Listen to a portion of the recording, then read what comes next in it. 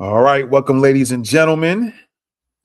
Today, I'm going to be showing you guys a personal protection or personal security threat model that you all can use whenever you're traveling anywhere around the world. I'm gonna put it that way: anywhere around the world, whether locally, whether you're going to another city, state, whether you're going out the country.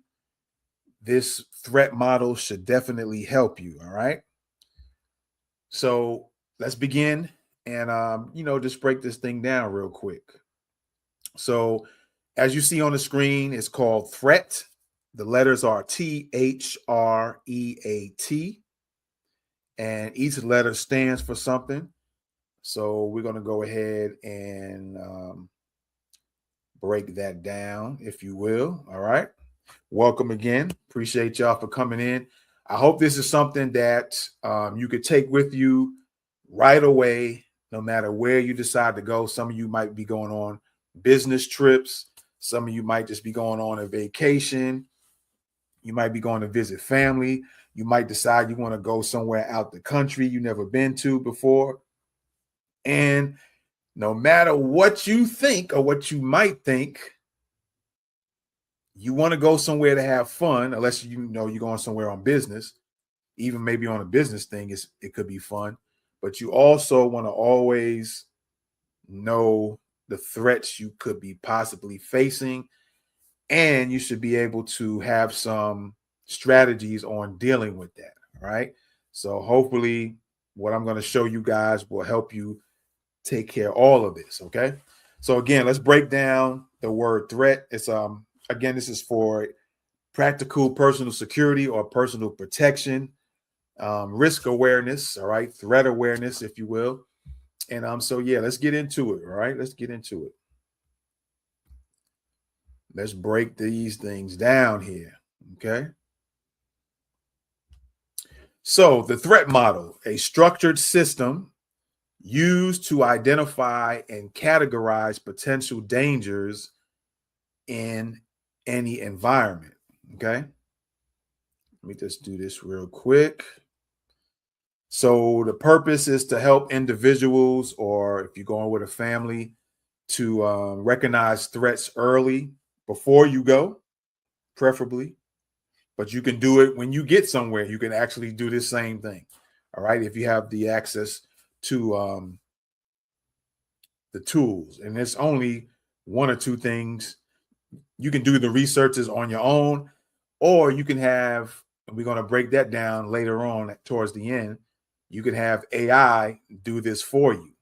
Okay. So it's to help individuals recognize threats early, think ahead, and move with awareness instead of reacting when it's too late. All right. So let's break down the letters in the word threat. So the first T in threat stands for technical. All right. We'll kind of break those down a little bit further as we go. You got technical for T. The H stands for health. The R stands for raids and robbery. Now, it's just not those two words. It's basically your criminal type crimes. Okay. So we just broke it down because the R has to fit that letter in the word threat. So we look at raids and robbery, but it could be thefts, assaults, that all can fit under that raids and robbery for the letter R. All right. And then we have E, environmental. And you see the different images that go with each letter to give you kind of a general idea. Then you have A in the word threat, stands for agency. All right. And then we have the T, last T in the word threat. There's two T's. The first T is technical or technological, and the last T is terrorism.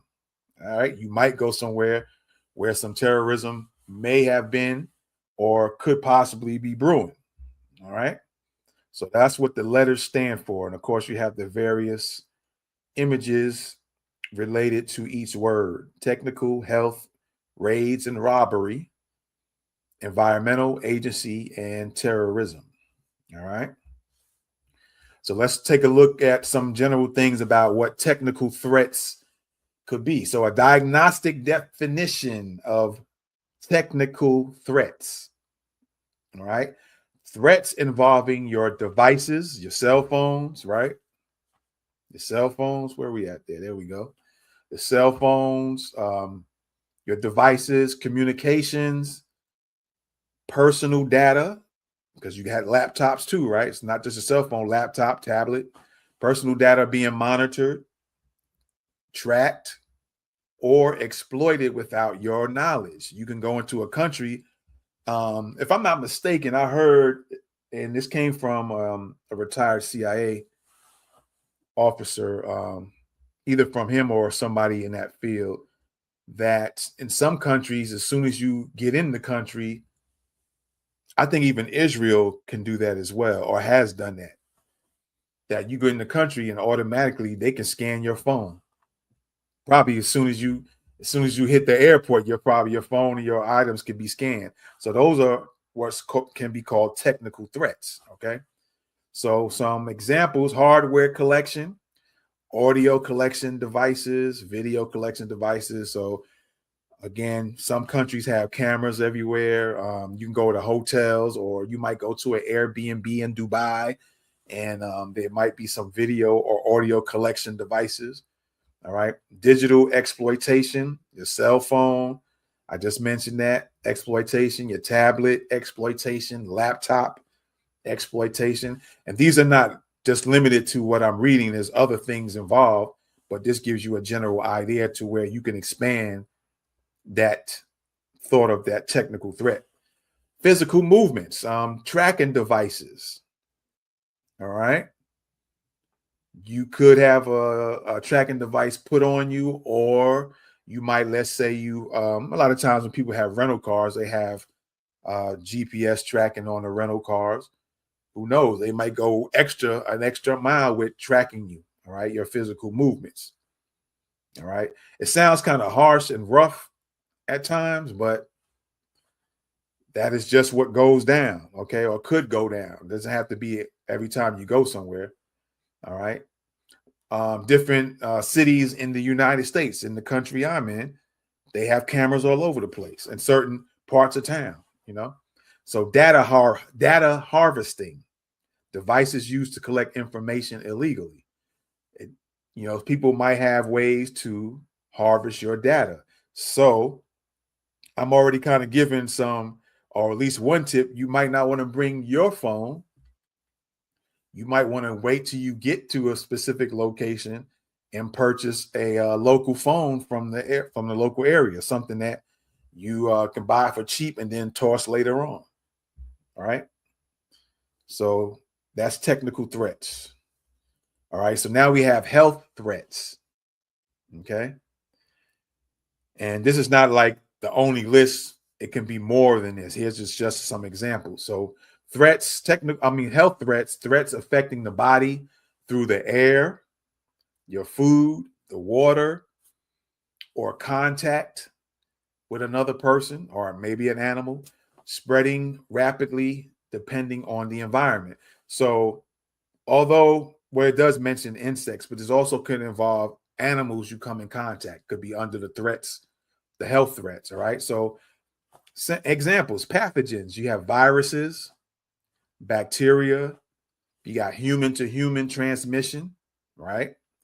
You got toxins, chemicals, harmful substances, environmental mediums. You have airborne diseases, stuff that people just do something in the air, cough or whatever, and it's airborne, right?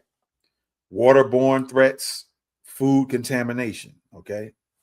You could go to countries where some of their food ain't on the up and up, and it could cause you some health problems. All right. Now, lastly, you have carriers, vector-borne threats. Carriers, vector-borne threats. You could go in a country that the mosquito situation is heavy, or other insects. All right. There's loads of different types of insects that can cause you some type of health issues that might bite you and cause an issue. All right. So that is the H in the word threat. So now we have the R, raids and robbery. Definition: direct physical harm or loss caused by criminals or opportunistic attackers. And again, The R in the word threat, these relate or are in relation to different crimes that can happen to you in any given place you go to. All right. So you have property / asset focus, where you have thefts that can happen to you. You might go to a hotel, somebody steals something from you. Somebody might confront you directly and rob you. You could be having a rental in Cuba and somebody carjacks you. Okay. As an example. Then you have physical harm. Okay. You have the assaults. I already mentioned that earlier. Any type of criminal attacks by an individual or a group, right? They might just come out. They don't like your kind, if you will. You could be going to Brazil and they don't like your skin color. And they end up assaulting you, all right? Or harming you or attacking you. Could be one individual, could be with a group, but that one individual wants to show off and attack you, or the group that that person is with wants to attack you, man or woman, okay? Then you have those confinement type of crimes or focus, kidnapping and hostage situations. All right. And these are just to name a few, because there's a whole host of other things that could go on under the R in threats. Okay. And then we have the E, environmental threats. The definition for that is natural conditions that severely disrupt safety, disrupt your movement, and baseline survival. The examples are atmospheric. You have hurricanes as an environmental threat, tornadoes, and we are in the season of possible tornadoes that could go down here in the U.S. You have winter storms, okay? Then you have hydrological environmental type threats, which is flooding, tsunamis, mudslides, typhoons, which is not listed here, but that could be part of it. That could be part of the atmospheric, right? Then you have geological, which is earthquakes and volcano eruptions. You could be in a country where they have plenty of earthquakes, i.e. Japan, all right? Also in Haiti, they have earthquakes, okay? You could be in a city in the U.S. or a country somewhere that has volcanic eruptions. You want to be aware of these potential threats, okay? See, everything that I've gone through so far, anywhere you go, whether it's locally, you could be in your own city and can be dealing with somebody that can harvest your information from your phone, right? Collect information illegally from your phone if you don't know what to do. All right. If you don't have strategies to protect yourself, you could be facing health threats locally and abroad. You can be facing any type of criminal type of acts against you in the city and where you live at, in the state next door to you. If you travel next door, you can live in Texas and be going to visit family in Florida. You can face any of these threats here. You can face technical, health, raids and robbery, environmental. All right. We still haven't finished environmental, but you can face any of these. You want to protect yourself because any of these or all of these could occur. And lastly, is the temperature extremes. Of course, we all know that extreme heat or extreme cold. Some of us have had extreme heat during the summer in your own town. You might go to a country that has super extreme heat. There's in the US, and I know Las Vegas and Nevada has a lot of dry heat. I think Arizona does too, has dry heat. Although I've been in Nevada and I actually like the dry heat. It was like 102 at times when we was out there. But all I got to do is make sure I drink a lot of fluids. But actually the dry heat was actually comfortable to me, interestingly enough. But you have cities and states that have that heat with the humidity involved when you super sweating. I don't recall sweating one time in Las Vegas, even though the temperatures were as high as like 102. This was some time ago when I've been there. But yeah, there was no sweating involved. You almost couldn't tell if you even needed to be drinking something. So you had to actually remind yourself to even be drinking some fluids. All right. So those are some of the environmental threats you could actually face. And then we have agency threats. Yes, you could be a victim of an agency threat. And what is the definition for that? The diagnostic definition is the ways authorities or institutions may affect your movement, access, or personal freedom. All right. I've heard a story about someone going to the Dominican Republic, and they were foundational Black Americans, and they were mistaken for being Haitian. And a lot of Dominican police authorities swarmed them. It was a woman and her daughter, and I think a friend of hers, which was a male. They kind of separated them and mistaken them from being from Haiti. And the lady said she was scared like she didn't know what. Right? So you could face stuff like that. So let's take a look. You have surveillance operations. All right. Intelligence agencies might be checking you out to make sure you're not in the country to spy, and sometimes they don't always get things right. I hear a lot of the intelligence agencies throughout the world are pretty thorough, but every now and then you'll get a clown or two, even with the expertise they have, and mistaking you for being a threat to the country. All right, go figure. Nothing is 100% solid. All right, organized surveillance operations. Okay, you could be going to Cancun or something like that, and the cartels might be checking you out. They have the equipment to get down like that sometimes. All right.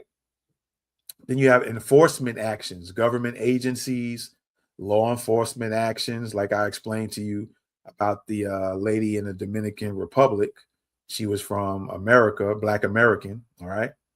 Then you have movement restrictions, detainments, which she actually experienced a little bit, or questioning. Someone, one of these agencies, you might go to, who knows? Let's see, Dubai, and you get snatched over. I think I heard a story about Dubai too, from maybe a celebrity of sorts.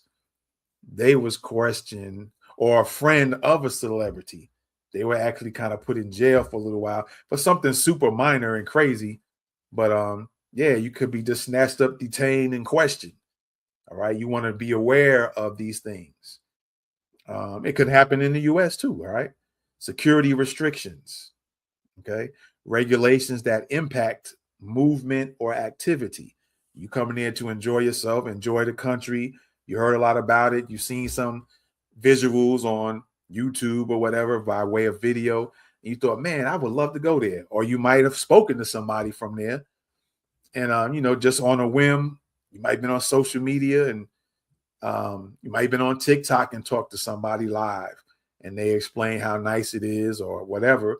And you decide, yeah, you want to go there. Next thing you know, your movement is being restricted. Surveillance can be put on you. You don't even know it.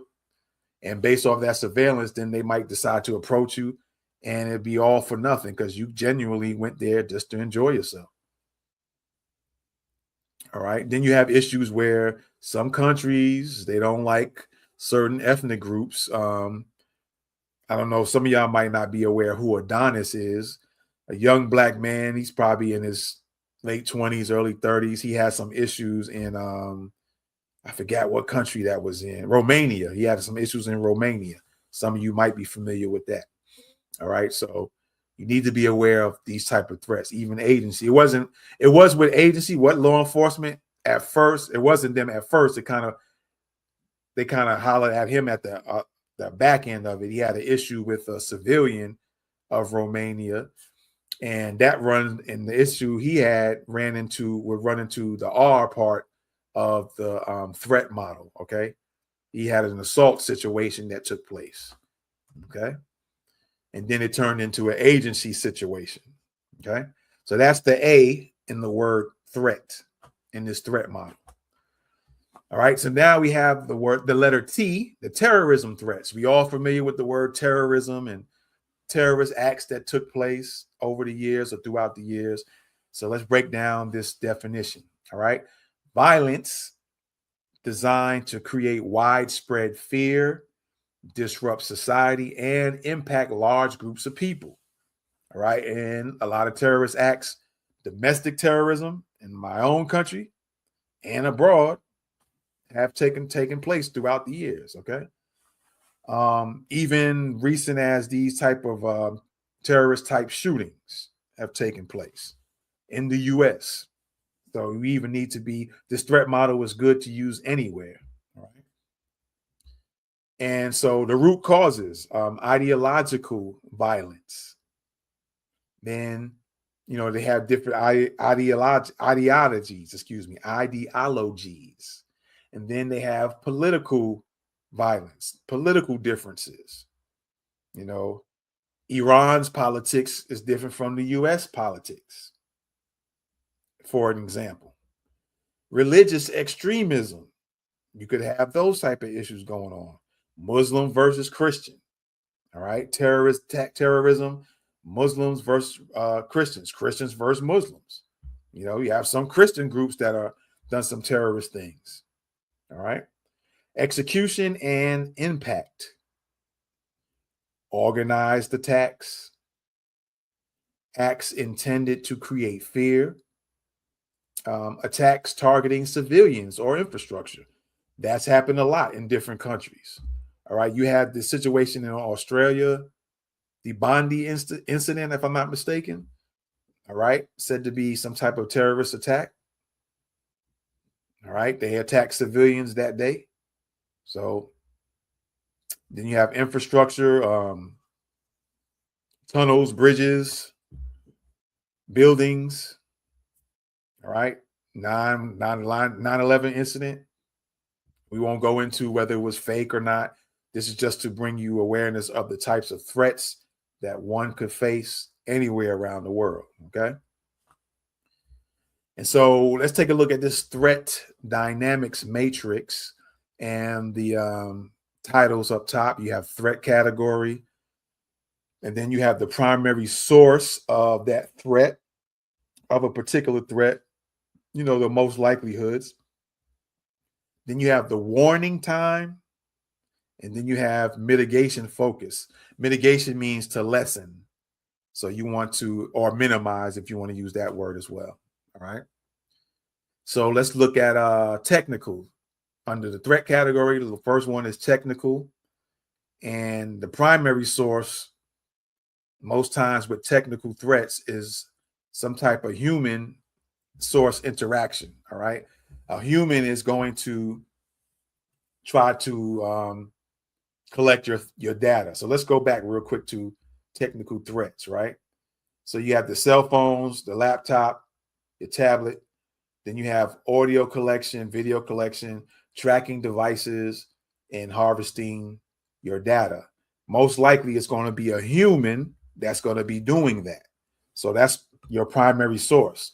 The warning time is invisible to none. You might not have no warning that's happening to you. Like I said, some countries have it to where as soon as you touch down in a country, they're already doing some technical stuff to your without you realizing your devices.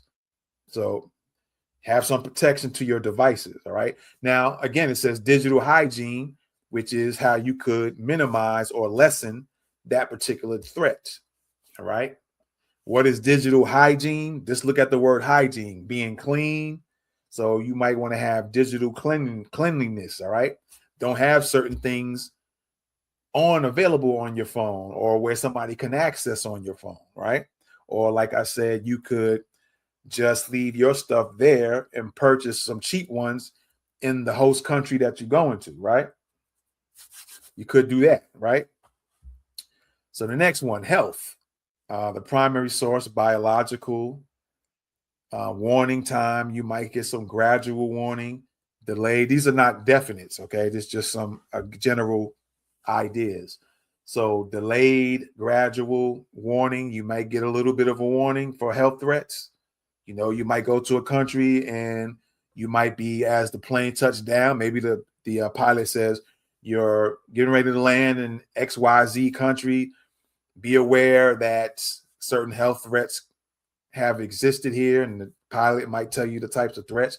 So they're giving you a gradual warning time. You might get in the country and then you might get told later on. So it might be delayed, right? So the way you can lessen that is PPE, personal protection equipment, keeping washing yourself, hands and stuff like that to protect yourself. All right. So now the next one, raids and robbery, or your criminal type crimes. That's going to most likely be from a human is the primary source, or the likely primary source that you would have to deal with. Okay. Let me see something real quick. All right, there we go. So you might have to deal with humans when it comes to that. Now, as far as how quickly you will be warned about it, you might only have seconds or minutes to be warned about it. And for these type of threats, a lot of times your situational awareness is what's going to probably keep you protected. Mainly just being aware of your immediate surroundings, paying attention to who's around and your immediate surroundings. You're getting out off the plane. You're going to go where your luggage is to pick up luggage. Pay attention to who's around, who's lingering around, who's hanging around. Sometimes you can get some signals through body language, through people. They're about to approach you for something. We all kind of experience something like that. You could tell somebody's kind of eyeing you and you think, yeah, they get ready to ask me for some money or something like that.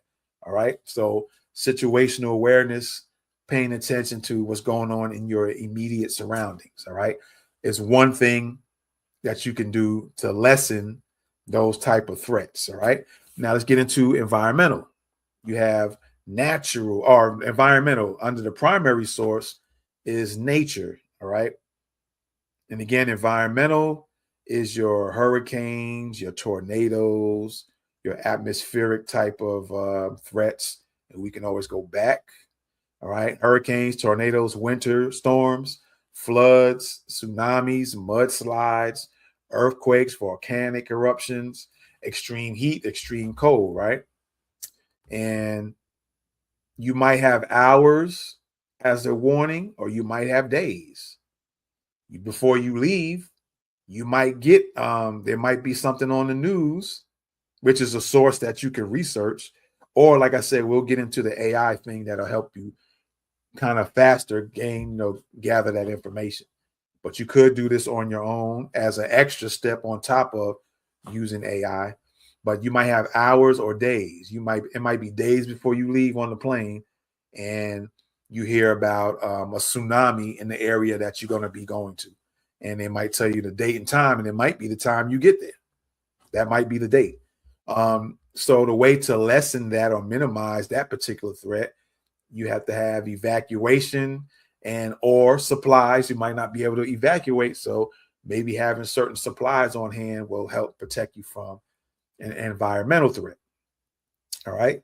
So now let's get to the agency, where the primary source could be or is primarily institutional. Okay. Then you have the warning time. It can vary. It could vary from seconds, minutes, days, hours.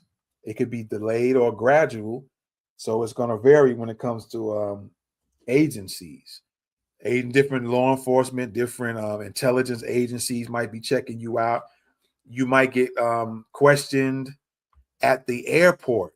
My understanding, I heard some time ago, some years back, that in Israel, sometimes you have different intelligence agencies where the members of those intelligence agencies might approach you at the airport as you're in line, just asking you questions. Hey, where you headed to, or where you coming from, where you going to?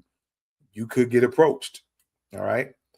And it's saying here under mitigation, a way to lessen or minimize and threat from an agency threat is compliance.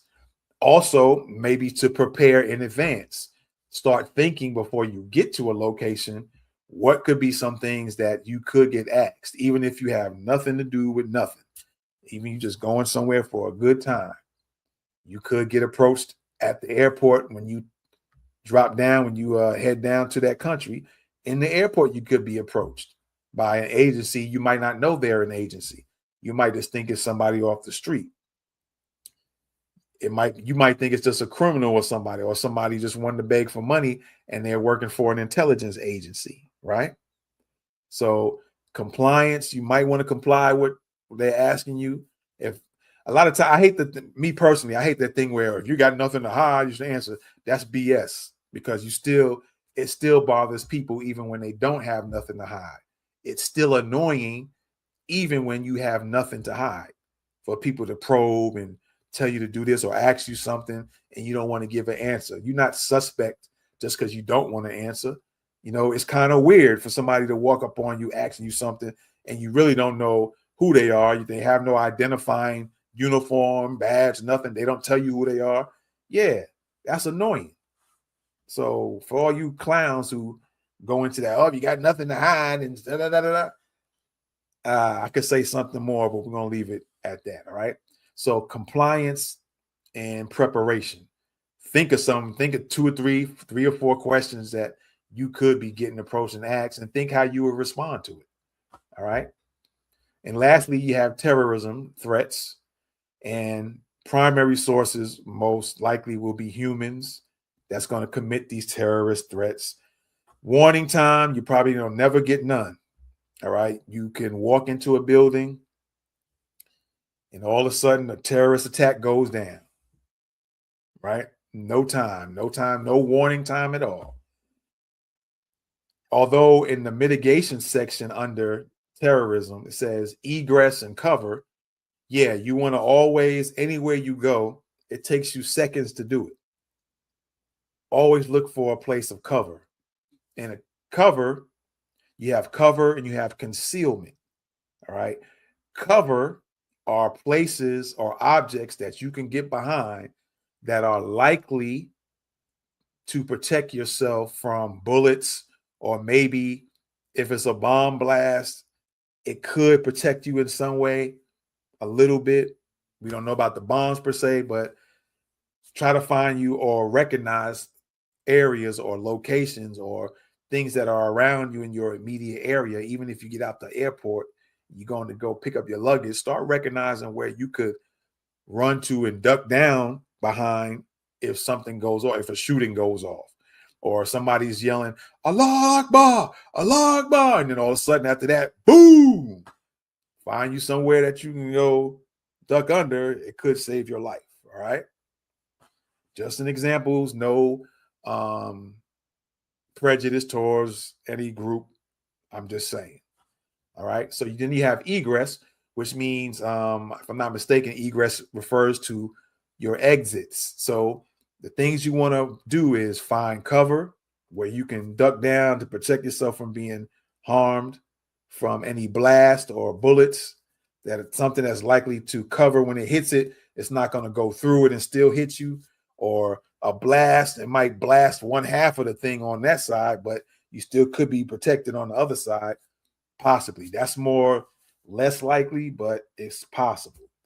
And you also want to see or recognize where all the exits, at least three. Try to spot three exits anywhere you go. It only takes seconds to do it. And so those are some ways where you can lessen a terrorist attack from a human. Okay. So now let's go into tactical implementation protocol. All right. Let's break this down. All right. So step one, identify location. All right. Map out your immediate environment and plan routes. All right. You can do this ahead of time. You can get on Google, figure out where you're going. I've done this for when I was going to an event in Georgia at I think it's what's the college in Atlanta, Georgia Tech or something like that.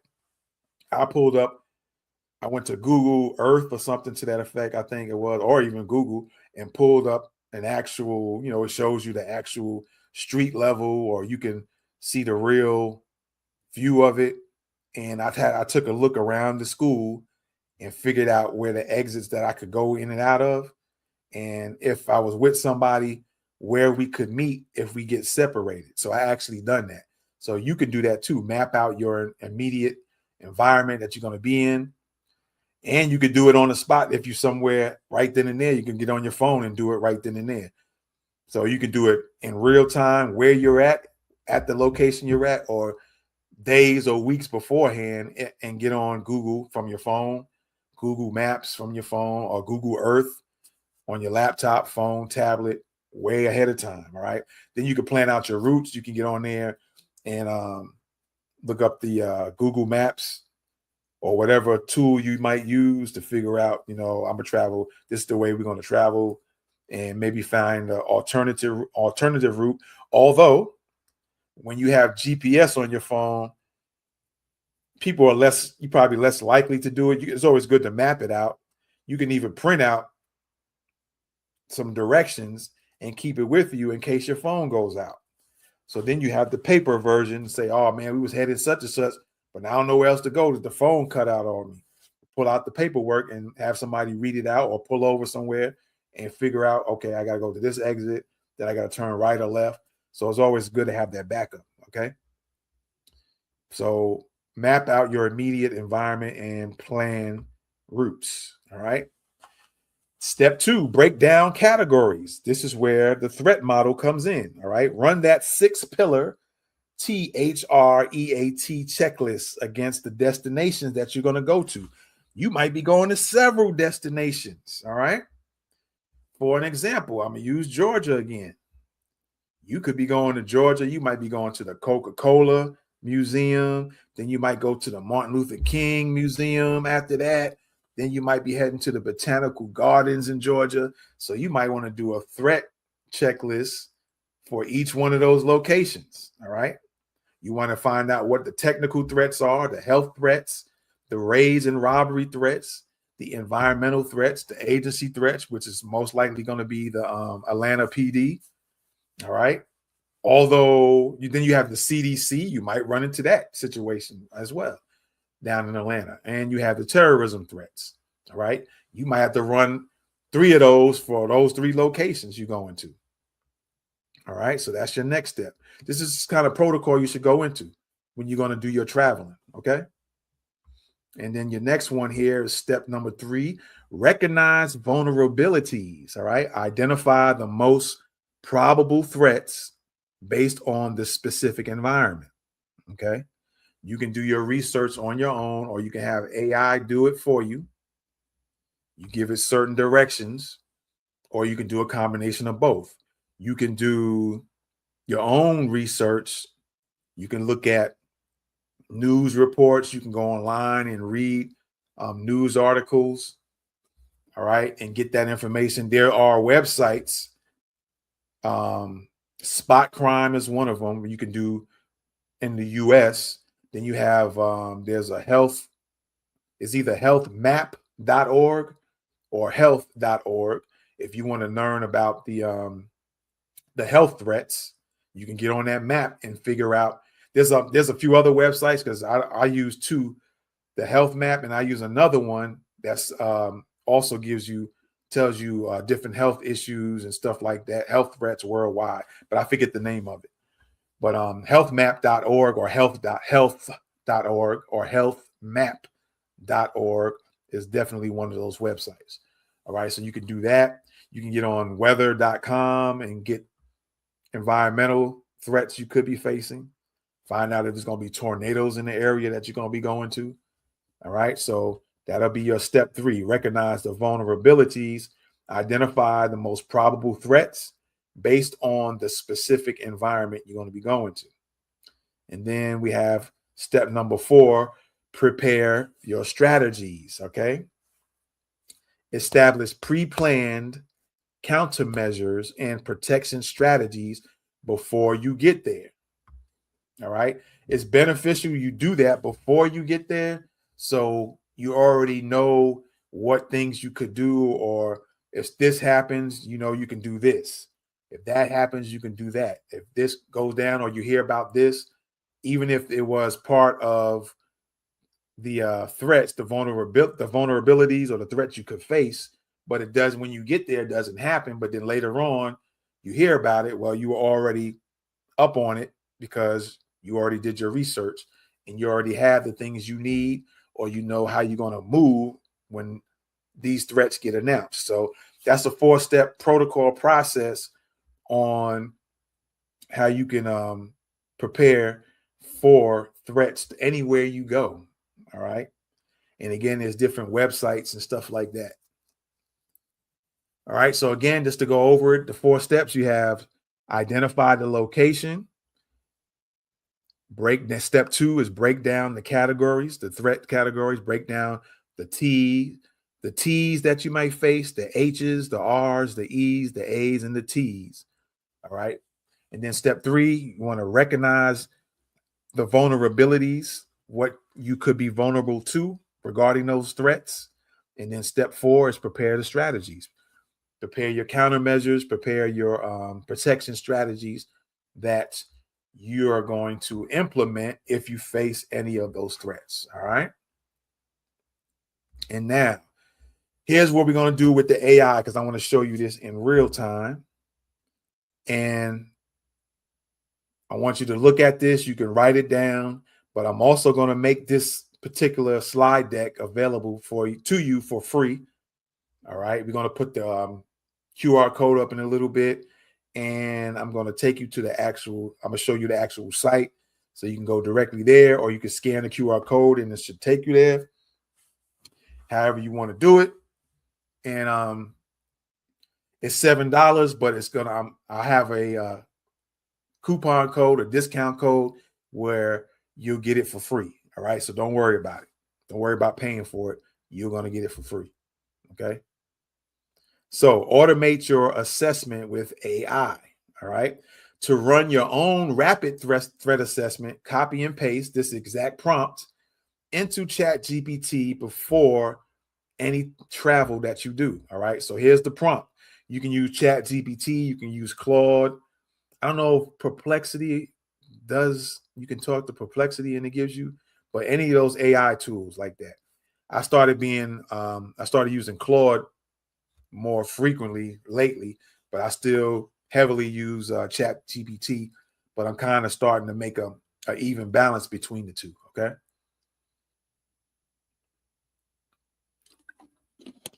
And so let's take a look at the prompt as it is. All right. So this is what you want to type in to ChatGPT or Claude or whatever you use. Type in run a threat and type it just like you see it there with the T.H.R.E.A.T, et cetera, et cetera. Run a threat model now this part is city, state, or country. You can run a threat model for Houston, Texas. You can do that. You can say run a threat model for Sao Paulo, Brazil, or run a threat model for Brazil, just Brazil in general, or run a threat model for Dubai. So you can fill in the blanks where you see the yellow part. All right. Break down each category: city, technical, health, raids and robbery, environmental, agency, and terrorism, so that it knows to break all those threats down. So you know under each one, you facing this under technical, you're facing this under health, et cetera, et cetera. All right. Now, then also part of that prompt, you want to say explain real world threats and provide 3 protection strategies for each category. So you wanted to explain real world threats for technical. What's the real world threats you could face if I'm going to Dubai? What's the real world threats? And then under that technical, give me 3 protection strategies to protect myself from those threats that I could face. You could be going to Dallas, Texas. You want to know all those letters, but let's say we're going to look at health. What are the health threats? Because you're going to know the threats from under each one. Let's go into raids and robbery. Okay, what kind of criminal threats am I going to face if I'm going to Dallas, Texas? All right, give me 3 protection strategies. So if I come across that threat, I know what to do. I know how to handle it. All right. So that's pretty much how the prompt goes. You're just going to fill in the blank when it comes to city, state, or country.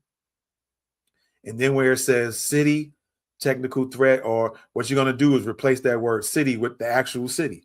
So if you're saying Dallas, you're going to go break down each category: Dallas, technical, health, raids and robbery, environmental, agency, and terrorism.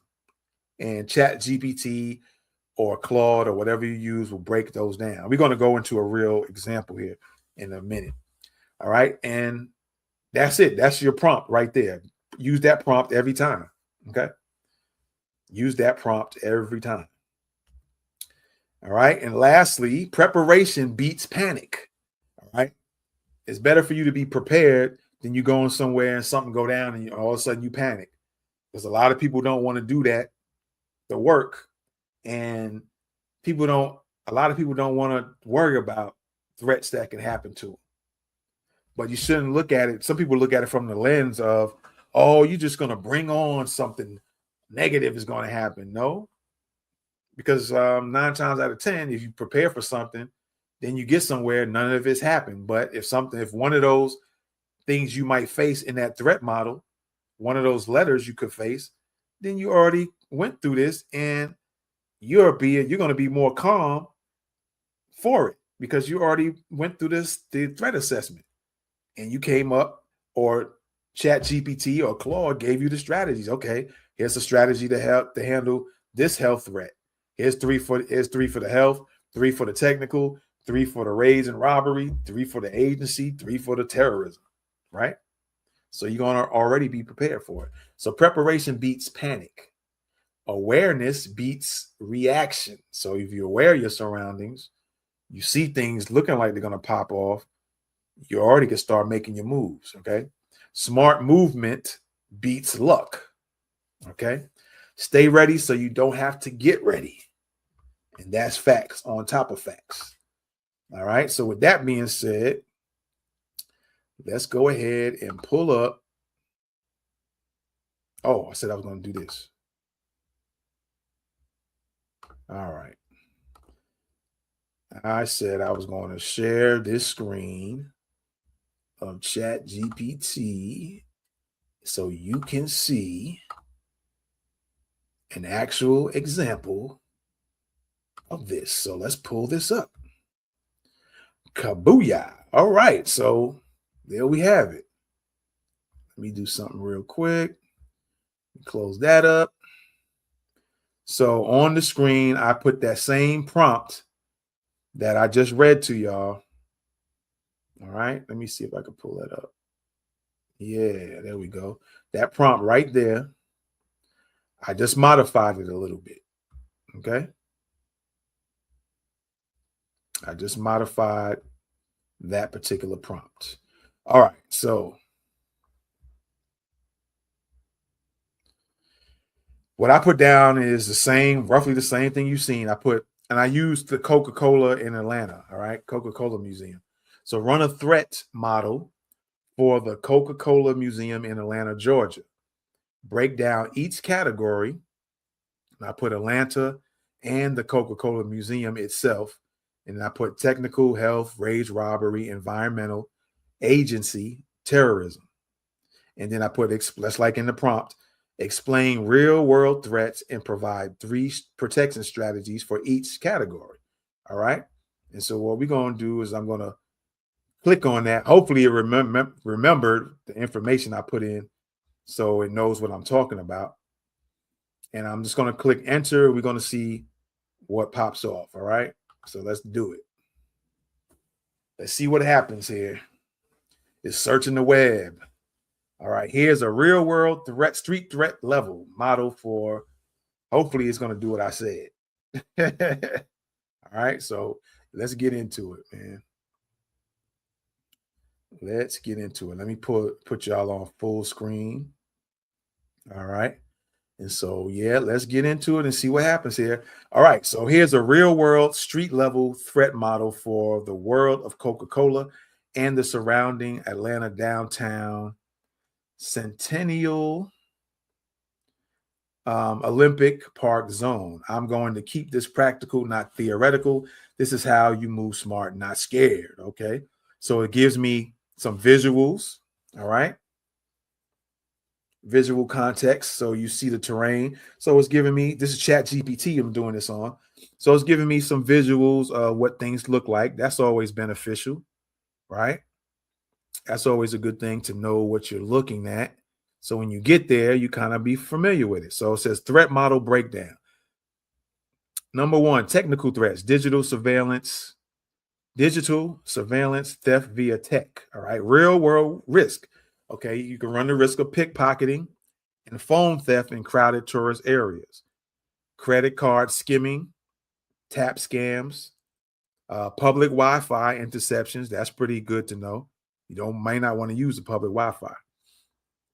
Tourist heavy zones equals easy targets. All right. Inside facilities or the facility, unsecured equipment. A ticket scanner was stolen from inside the museum. All right.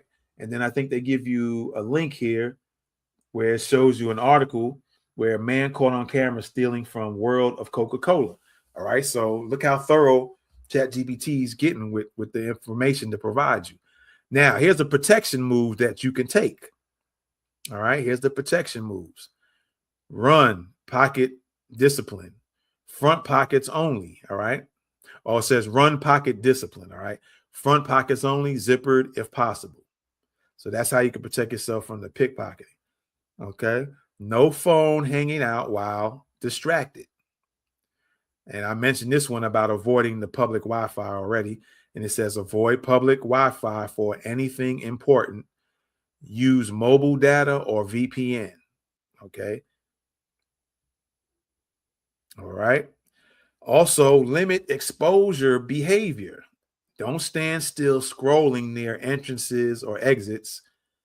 That's where thieves watch patterns. All right. So I asked for 3 strategies. It gave me 3 strategies. All right. Now let's look at the health threats. All right. It says real world health threats, large crowds, dehydration, fatigue. Okay. Food sampling areas, allergies, contamination risk. Then you have heat in Atlanta, especially the summertime. All right. Emergency response delays in crowded zones. And so it's showing you that you can hydrate before and during. Don't rely on inside options. Know your exit routes immediately. Walk in, mentally map exits, and then carry a micro kit, which consists of water, basic meds, small snacks. Okay. So that's that. Now let's look at the raids, robberies, street crimes. All right. Real world risk. Downtown Atlanta has higher than average crime rates. And then they give you this right here, and you can look into things further. It says neighborhood scout, and it has Atlanta, Georgia crime rate statistics, most accurate 2021 crime rates. Okay. And you can always click on that and look into it further. I won't do it. I'm just showing you. So it says downtown Atlanta has higher than average crime rates. Violent incidents do happen near this exact location. All right. Example, random tourist assault outside the museum. And then there's an article about tourists randomly attacked in front of World of Coca-Cola. Okay. Theft inside and outside the attraction. All right. They could occur. Car break-ins, major Atlanta issue. Now, 3 protection strategy, 3 protection moves you can make. Stay moving with purpose. Predators look for hesitation and distraction. Park strategically. Paid garages or street parking. Don't leave anything visible because you'll run into the thefts, all right, or the car break-ins. Time your movement, all right. Daytime equals safer. Nighttime, you have to increase your awareness 10fold, all right. So then we have environmental, real world risk. You have heavy pedestrian, vehicle traffic, sudden weather, your storms and heat spikes, congestion, bottlenecks. And I told y'all guys earlier that each of those definitions and the examples that they gave wasn't just the only ones. So they're even listing some that hasn't even been listed under environmental. All right. So you had construction and uneven sidewalks. That's the environment, right? Congestion equals bottlenecks, easy for crime and panic situations. Sudden weather, heavy pedestrian and vehicle traffic, that could be environmental as well. All right. So your protection strategies are to control your positioning. Stay on outer edges of crowds when possible. Number 2, watch intersection like a hawk. Atlanta drivers don't always respect pedestrians. Okay. Number 3, check weather before you move. Adjust the clothing and timing. Okay. So under agency threats, law enforcement, policy, authority issues, real world risk is given you is police response varies depending on time and location. Surveillance heavy area, cameras everywhere. All right. Part of what agencies do, pay attention to you, figure out if you're a threat, you're going to commit something, or if you did do something before, you could be on a database already. And with the cameras picking up your face, it'll recognize, oh, this person did something in Dallas, Texas. Okay. So, yeah, that could go for criminals too. Not just your average everyday civilian that has done no crime, does no harm. They could be watching anyone. All right. Miscommunication with security or staff. All right. A lot of that happens too with the security and or the civilian. People do a lot of miscommunication and misunderstanding communication, and that can cause problems. All right. Large events equals tighter restrictions, crowd control. All right. Protection moves or strategies to stay compliant but aware. Don't escalate with the security or police, but be aware what's going on. Know where police presence is. Quick glance when you arrive. They could be around anywhere. Look for cameras.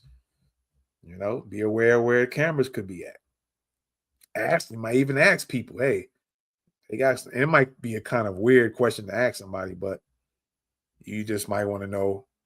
So in case you get targeted for no reason, all right, blend in behaviorally. Don't stand out unnecessarily. Now, with all of these, that I'm going to tell you this too, because you can just accept what it's giving you. Or if you have a particular question about any of these numbers, you can get more details with ChatGPT, which I'm going to use an example here in a second. All right. So that's the agency. Let's go to the last one and then I'll give my example. Let me see something. Strategic reality check. This is the part people miss. Okay. We'll get to that. So terrorism, mass violence, real world risk, high profile tourist zone, symbolic target. So Coca-Cola, since that's what I put in, that's a real high profile tourist zone. This could be an area where terrorists decide to attack. They might attack this area because it's very high profile. So you must be aware of that. Okay. You want to go to the Coca-Cola Museum? Be aware that this is considered or could be considered a high profile location. And if somebody from another country came and snuck into the country and they wanted to attack a bunch of people, yeah, this could be one of them spots. All right. Large crowds equals soft target environment. The Coca-Cola area and anything surrounding it is an area or has been an area where there were large crowds or have been large crowds. Terrorists love or potentially love large crowds. They can get more bang for their buck.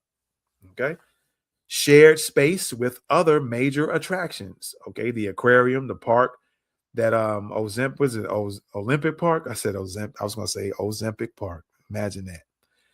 Olympic Park is in the nearby area, if I'm not mistaken. I think the Martin Luther King Jr. Museum is close by as well, if I'm not mistaken. But there are a host of other attractions close by. Another great terrorist spot if you're in these areas. You could be part of that targeting from a terrorist. No confirmed major attacks here recently, but the profile fits a target category. All right. Which is what I was getting ready to say. I was going to finish that sentence. There hasn't been any reported terrorist attacks. Now, if I'm not mistaken, didn't Atlanta have held the Olympics some time ago and some type of attack occurred? But that was so many years back. And I think they were trying to say it was a terrorist attack. So there you go with that.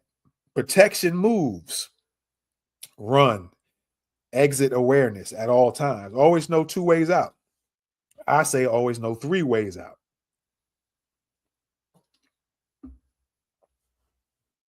But 2 is a great number to have. Never one way, never figure out one way out. At least 2 at the minimum. I say 3 or 4. Because you're not going to be able to, some people might not remember 4. So you might be able to remember at least 3. So I always try to find 3. And even if you only find 2, try to be creative with the third one. What else could you make into an exit if need be? All right. Number 2 for your protection strategy is watch behavior, not appearance. Nervous pacing, fixation, concealment, red flags. So look at their behavior. Don't look at what they're wearing, or this look like this is bum, or this dude look like he's a Muslim, but he might be clean shaven and everything else. I wouldn't worry about what he looks like, because that's not going to help you in trying to determine, this person a danger. I would look at the behaviors, what they're doing. Yeah, you might be seeing them wear the long dress looking thing. All right. They had their head wrapped, and you might like, oh, look at this dude. He might be a terrorist, but I'm still looking at their actions. What are they doing with their hands? How are they moving around? Are they nervous looking? They pacing around nervously. Their eyes are shifting. That's what you look at. All right. Number 3, have a simple action plan. Move, exit, distance. Don't freeze. All right. In a terrorist situation, you want to have some plans. Okay, I'm going to the Coca-Cola Museum. Like I mentioned earlier, you might want to do the Google Earth thing, right? You might want to do the Google Earth thing and get the real life like looking diagram of what it looks like. You might want to go on your phone or on your laptop and get a street level look where it has the arrows and you can move the map around and stuff like that. You might want to do that. Let me see something real quick here.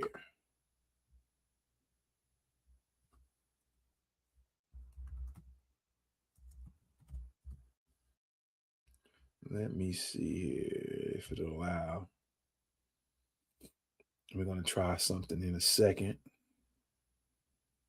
But you might want to map some things out. You know what I'm saying?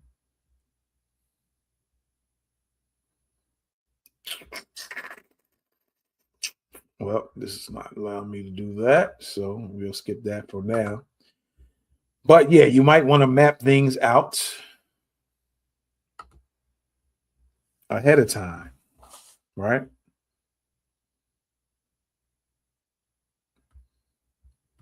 Let me see something here. All right. Move, exit, distance. Okay, let me just look at this last thing real quick here.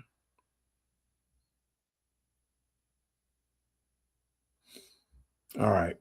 Let's say out of one of these threats that it was talking about, I'm trying to see if I can, something just hits me right away, real quick, as I'm just scrolling down. Let me see health. All right, real quick on under number 2, the health threats is giving you the risk and stuff like that, right? So I'm going to ask you the question about number 2. All right, I have a question about number 2. Has there been, sometimes it fills out what you want, so I'll let it go. Sometimes it completes what you're going to say. So has there been any actual biological attacks near the Coca-Cola Museum in I'm gonna say the last 3 years? No, let's go 2 years. In the last 2 years. So you always, I'm gonna do two things. I'm gonna do ask it a question about that. Then I'm gonna go to another threat and ask it a question about protection strategies. All right. So again, I have a question about number 2. Has there been any actual biological attacks near the Coca-Cola Museum in the last 2 years? And let me just see what it says. All right. And it's getting this answer. Okay. And what is the answer? It says no, there have been 0 confirmed attacks like intentional release of disease, bioterrorism, etc., at or near the world of Coca-Cola in the last 2 years. Now let's break it down clean and real so you're fully informed. Okay. And it tells me what has actually happened health wise. It says natural disease activity, not attacks. So it says Georgia, Atlanta has had very high flu activity, and it says 2025, 2026. And then it gives you an article you can read, right? So I can highlight, put the cursor on that, highlight it, and then I can move down and click on it and read it. Measles cases confirmed in Metro Atlanta in 2025. All right. And again, it gives you an article. I could click on that and just read further what the article was talking about, right? Okay. And then monkeypox cases, Mpox for short, monkeypox cases circulating in Fulton County. And they have an article for that. That was July 30th of 2025. And by me reading that, I go, okay, that was just last year. The potentials of those again happening are pretty high. So what do I need to do to protect myself? And you can actually write that, ask it that question. So you can go further with your protection strategies. You don't have to just take what they ask, what they suggest to you. You can go further on any of these that you might have concerns about. All right. So now it gives me another one. Number 2, out of the what actually happened, it says no targeted biological incidents at that location, no reports of chemical release, biological dispersal, contamination attack, food or water sabotage, nothing tied specifically to the world of Coca-Cola or the immediate Centennial Olympic Park zone. That's very good. That is also going out that way too. It says important distinction. This is where people get it twisted. You're thinking along the right lines, being aware of biological threats, but here's the key difference: biological attack, intentional, weaponized, anthrax, engineered pathogens, etc., targeted location or group. Public health threat, what Atlanta actually has, natural spread of flu, measles, monkeypox. So it's breaking some things down and making it more apparent to you. Happens in any major city with crowds, not targeted at tourists or that museum. All right. And then it kind of tells you some stuff, give you some more details, what actually matters for you, practical moves. Forget the Hollywood bioterror scenario for a second. Move smart on what's real. Crowd hygiene awareness. Don't touch your face after touching railings and screens. She is giving you some more deep details. Distance control when possible, especially around coughing and sneezing people. Distance yourself from them. That's kind of common sense, but it's kind of reminding you. Quick exit mindset. If something feels off, whether you smell something or somebody's behavior, if it's like an off smell somewhere, smoky kind of smell and burning type of smell, someone's behavior or panic, don't analyze for too long. Move. All right. Bottom line is no biological attacks near the Coca-Cola Museum in the last 2 years. Yes, normal disease activity exists like any big city. Your risk is low for attacks, but moderate for everyday exposure. Okay, that's good key to know. And then it just asks you if you want, ChatGPT can tighten this up even more and show you what a real biological attack would look like step by step. So if you wanted that information, you can ask it to go ahead and give you that. So now I'm going to look under one of the letters in ask about some more protection strategies.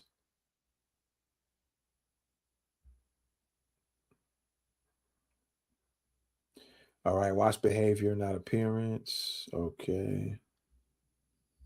Let's see. Let's go under rage, robbery, and street crimes. It says stay moving with purpose, park strategically. Um, I'm going to ask it about, let me see. I'm going to ask about how often on, let me see, on number 3, how often do assaults occur to the citizens in the city and tourists? And then I'm asked, and what protection strategies could I apply in those situations? All right. And let's see what happens. And this will be the last thing I do, and then we're going to get out of here. All right. Last thing we're going to look at. All right. So it's breaking down. It says, all right, let's zoom in on number 3, raids, robbery, assault, and keep it real world, not hype. All right. So let me zoom that in full screen and we'll get into it.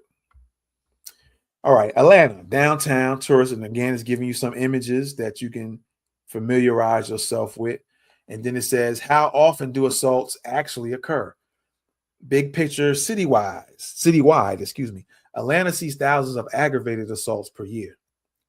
Rough ballpark, 20 to 30 plus assaults per day citywide. Most are disputes between people who know each other. Also, most are domestic or targeted conflicts. So not all of that is random street violence. All right, that's good to know. Downtown tourist areas like the World of Coca-Cola Zone, here's the real breakdown. Lower than high crime neighborhoods, but still regular theft and occasional assaults. Random incidents do happen, not daily, but not rare either. So it says, think of it like this. You're not in constant danger, but you're not in a bubble either. All right. So I would say personally, before I read on, your personal awareness is key. Be aware of what's going on in your immediate surroundings.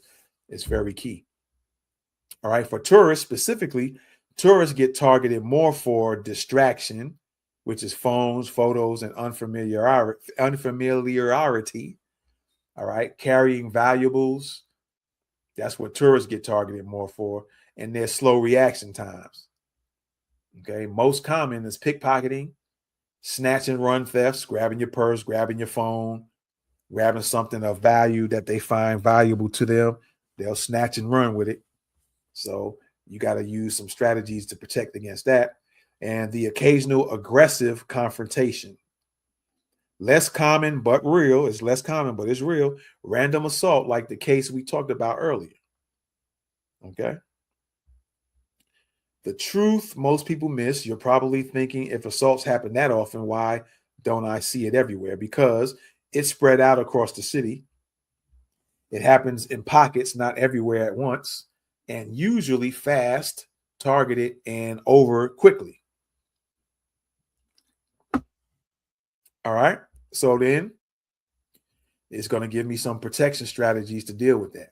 Let me see. It's giving me 3, 4, 5, 6. I'm not going to read all of these. 7. All right. I'm just going to read a couple of them. So 1, pre-incident awareness, your number 1 weapon. Most assaults are preventable before they start. What to do? Keep your head up, not buried in your phone. Okay. Scan 360 every few seconds. Watch for people watching you, not just walking. Sudden changes in direction toward you. Someone closing their distance pretty fast on you. All right. If something feels off, it probably is. Move early. Okay. Control the distance like a pro. Distance equals safety. I would say that is the case in some situations, because some situations it's better that you write up on them, to be honest with you, when we're talking about hand-to-hand tactics and stuff like that. But it says what to do. Keep at least arm's length plus a buffer. It says if someone enters your space, step back, change direction, put objects between you and that person, a bench, a car, a barrier. Most attacks require closing the distance. And that is true. In order for somebody to hit you, they got to get within a certain amount of feet between you and them and need to even be able to touch you. All right. If someone has to cut you, they have to come on you to touch you with it. The only thing that is not needed to get you is somebody that they can get you from a distance, is someone with a gun. But to punch you, kick you, stab you, cut you, sometimes throwing things at you, they don't need to be up on you, and then sometimes they need to be close enough to hit you. So you can make distance work for you in any direction. Let's put it that way. Move with purpose. Number 3. This is huge. Predators look for confusion. They look for people who hesitate, and they look for people who are distracted. And it says what to do. Walk like you know where you're going. I remember a CIA officer saying that when they were trying to, I think they mentioned something about escaping or walking into a building somewhere, or they walking in an area that they're not supposed to be in, and they get questioned. Act like you really know the area, or you know you belong there. All right. So walk like you know where you're going, because then that'll make the predators think like, oh, this person might live here. I might not want to mess with them. They might be a little bit more familiar with the surroundings. All right. They might cause a predator to hesitate. Okay. Even if you don't, fake it until you reposition. Okay. And that's it. I'm not gonna read all of these things, man. Let me see if something escalates. Yeah. But I just wanted to show you that the main purpose for me doing this is to show you that you can get with Chat GPT or Claude or whatever tool you use, and you can have them do the threat assessment for you. And then you could ask them questions on any of the strategies they show you that you can do. Or they can also, or you got questions about any more protection strategies. They might give you 3, and although you might have asked for 3, you could probably ask them, hey, do you have 2 more protection strategies to deal with? Or you could take one of those answers that they give you, let's say under threats. Let's real quick, and then we're gonna get out of here. Okay, real quick here. Let's say, for example, under health, they give you protection strategies: hydrate, no exit routes immediately because you got the large crowds and stuff like that, emergency response. But you might have something about heat, right? And although it says carry a micro kit, and you can have water because that can deal with heat, you might ask it to give you 2 more protection strategies just dealing with the heat in Atlanta, right? And then they'll give you 2 more. Okay. So that's just an example that you can do. So you don't have to just take what it gives you, but it's just a start what they give you, and then you can add on with questioning or ask them to give you some more protection strategies, or you can ask them to make sure that's all they found for the threats that you could possibly face. You can get as deep as you want, or you can keep it the way they gave it to you. All right. So with that being said, let me put that out of there. I hope this has helped you guys. I hope you will use the tool. And before I forget, I almost forgot. I'm going to put this QR code on the screen right now. All right. You see that QR code over there, right there. So after you watch this video, you can scan that code. Okay. Let me see if I can pull this up. Oh, there's one more thing. Let me pull this up as well. So that's the QR code on the screen right now. Let me stop the screen there. Let me share.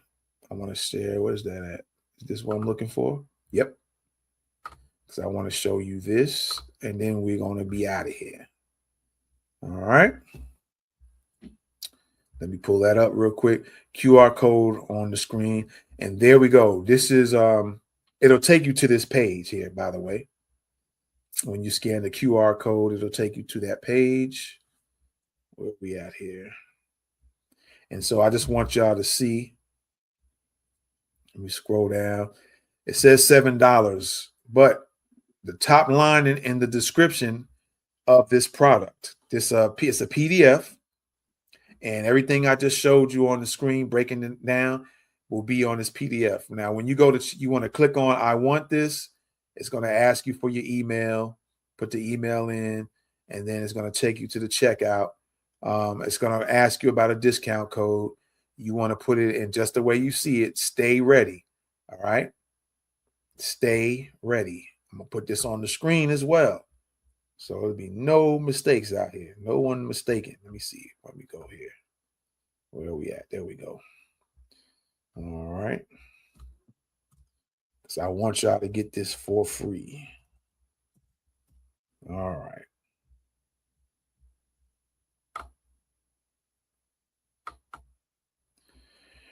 All right. So you have extra knowing now. You can scan this QR code. It's the Threat Assessment Model Guide, a practical guide to personal safety and risk awareness.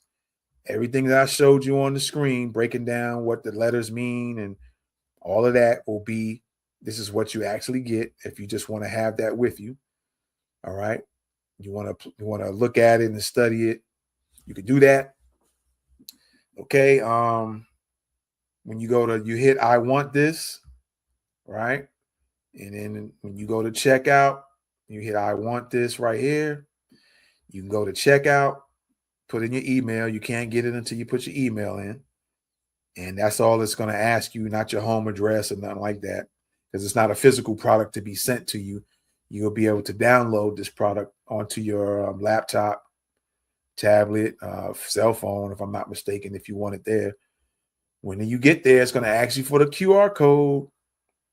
Put in the QR code. I don't know. I can't remember if it's going to still have you want your card information. But either way, put in this code, stay ready for the discount code, and it'll be $0 for you. All right, absolutely free. You'll get it for free. Okay. $0 if you put in stay ready for the discount code. All right. So there you have it. That's the product image. The same thing I showed you guys. It's giving you a description on, what you'll get, breaking down the letters, what they stand for, technical threats. H is health threats. R is raids, robberies, any type of criminal crime threats, environmental threats, agency threats, terrorism threats. Now, let me say this too, and it breaks down, what you'll get. Now, you could take that PDF, right?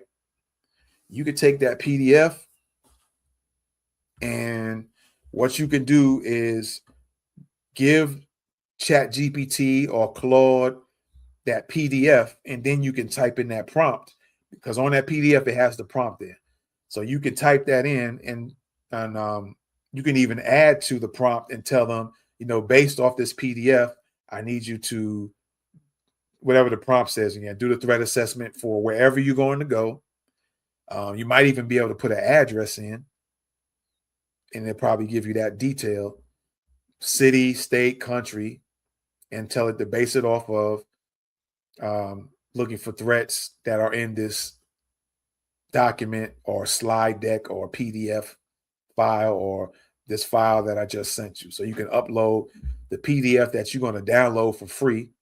You can upload a copy of that to ChatGPT or Claude or anybody else, any AI tool that you use, and it's going to take that in consideration when it draws up the threats. So anywhere you go, doesn't matter where you go, you can look up whatever these threats that you could face, because any one of us could face these threats.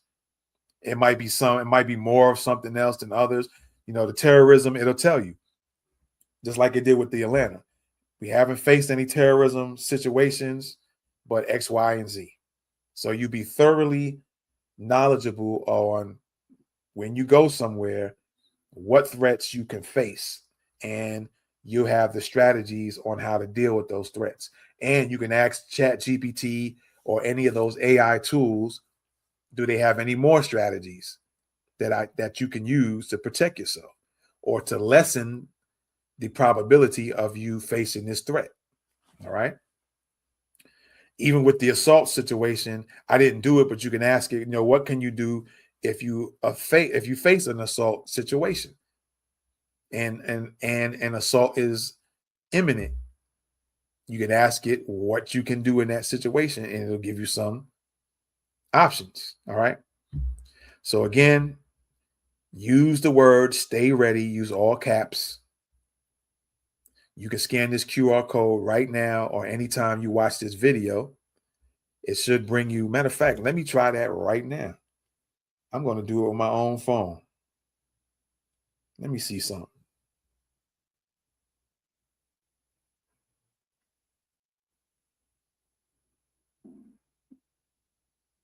Let me see here if it's going to let me do it. I took a darn picture. That's not what I wanted.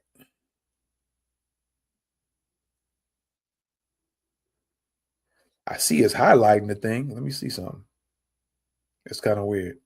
But anyway, it's not allowing me to do it, but because I'm actually live or I'm recording this video, and so I don't think it's registering, I'm going to try it when I watch the recording back and see what happens. But you should be able to scan it. But if not, let me give you the web address to this thing. Hold on. All right. Let me type in, let me give you the actual website for this actual product. So it can also take you can also use that to go directly to this product. Okay. All righty. Let's see here. All righty. So now, here is the web address. It's pretty long, but you use it and you can get to this product here as well. If you can't get it through the scanning, then you can get it from right here. Okay. So here's the web address. It's a long web address, but if you want the product, you'll put it in. All right. And that, so it's surviveandprotect.gumroad.com / that's a L, the letter L / threat awareness guide. No spaces in between any of this. All right. Put that in. It'll take you to where you're looking at right now. Click on I want this. When you get to the checkout, your discount code is stay ready, and you'll pay $0 for this. Okay. $0. And with that being said, I appreciate y'all again. I hope this will help you. I hope this will be a benefit for you. So anytime you go traveling somewhere, you can do your threat assessment, have AI do your threat assessment so you're prepared for what you could face, so you don't feel as nervous when you get there. If you need to ask your AI tool some more questions, feel free to do so. Ask it some more questions so you can be thoroughly prepared, thoroughly protected, thoroughly knowing what you could do, and don't have to worry about if situations happen because you have the threat list. You could face this, you could face that. You can do this to deal with that. You could do this to deal with that, so on and so forth. All right. All right, y'all. I'm gonna get out of here. I appreciate y'all once again.